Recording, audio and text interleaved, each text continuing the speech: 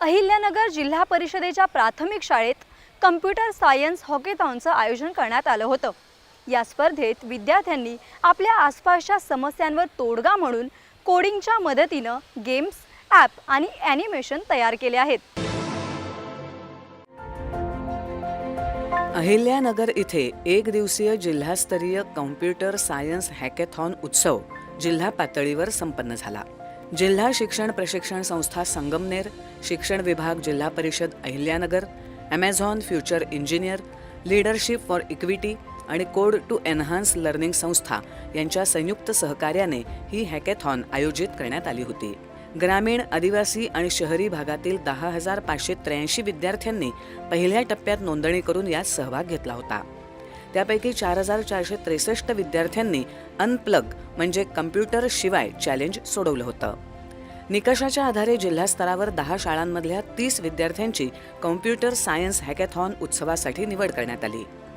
निवड झालेल्या शाळेतल्या विद्यार्थ्यांनी स्क्रॅच प्लॅटफॉर्मवर कोडिंग करत समस्यांवर उपाय शोधून कोडिंगच्या सहाय्यानं गेम, ॲनिमेशन आणि ॲप्लिकेशन स्वरूपात प्रोजेक्ट तयार केले। कोडिंग प्रोजेक्ट तयार करताना विद्यार्थ्यांनी 21व्या शतकातील कौशल्य वापरली। या उत्सवात आजूबाजूच्या समस्यांवर आधारित कोडिंग करून प्रोजेक्ट बनवून सादर करण्यात आले। व्यसनमुक्ती, कचरा व्यवस्थापन, लैंगिक शोषण आणि परिणाम, वृक्षतोडीचे परिणाम अशा समस्या घेऊन तयार करण्यात आलेल्या कोडिंगच्या सहाय्यानं गेम, ॲनिमेशन, ॲप तयार करून सादर करण्यात आले।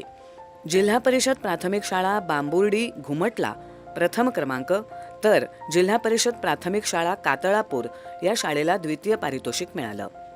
पहिला क्रमांक आलेल्या शाळेची पुणे येथे होणाऱ्या राज्यस्तरीय हॅकेथॉन उत्सवासाठी निवड करण्यात आली आहे। शिक्षणाधिकारी भास्कर पाटील तसंच इतर मान्यवरांची या कार्यक्रमाला प्रमुख उपस्थिती होती।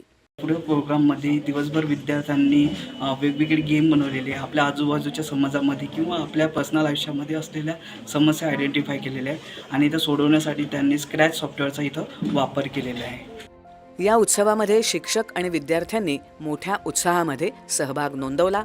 पर्यावरणाचे संतुलन हा प्रोजेक्ट तक्ता तयार केलेला आहे। याच्यातून आम्हाला असे शिकायला भेटते की आपण वृक्षतोड करू नये, शिकार करू नये आणि आपल्याला जेवढे वृक्ष लावायला जमतील तेवढे आपण लावावे अशी सूचना त्या प्रोजेक्टमधून आपल्याला बघायला भेटते।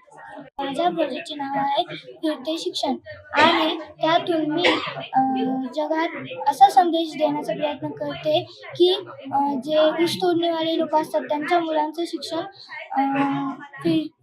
फेरीमुळे तुटलं जातं आणि ते शिक्षण थांबू नये म्हणून आपण ज्या पण गावात असू त्या गावात ते शिक्षण तिथे त्यांचं ॲडमिशन करण्याचा प्रयत्न करतो। आज एक ॲप्लिकेशन बनवलेलं आहे स्क्रॅचमध्ये। तर त्या ॲप्लिकेशनचं नाव गावातील कचऱ्याचे दुष्परिणाम आहे। तर ते दुष्परिणाम गावातील लोकांच्या हेल्थवर होतो, म्हणजेच त्यांनी स्वास्थ्यावर होत असतो। तर हे कचऱ्याचे व्यवस्थापन करून या समस्येवर मात कशी करायची हे समजवण्यासाठी आम्ही एक ॲप्लिकेशन बनवलेलं आहे। आमची समस्या पाण्याचे प्रदूषण ही आहे। यामध्ये 20% लोकांचे नाही होते व 80% लोकांचे होय होते। यासाठी आम्ही उपाय काढले आहेत की कचरा कुंडीचा वापर करावा, नदीतील धुण्या भांड्याचे सांडपाणी नदीत सोडू नये व कारखान्यामधील सांडपाणी नदीत सोडू नये। धन्यवाद। स्पर्धेतल्या यशस्वी विद्यार्थ्यांना बक्षीसही प्रदान करण्यात आली। दूरदर्शन बातम्यांसाठी संजय कुमार पाठक, अहिल्यानगर। मंडळी, कार्यक्रमात घेऊयात एक छोटीशी विश्रांती।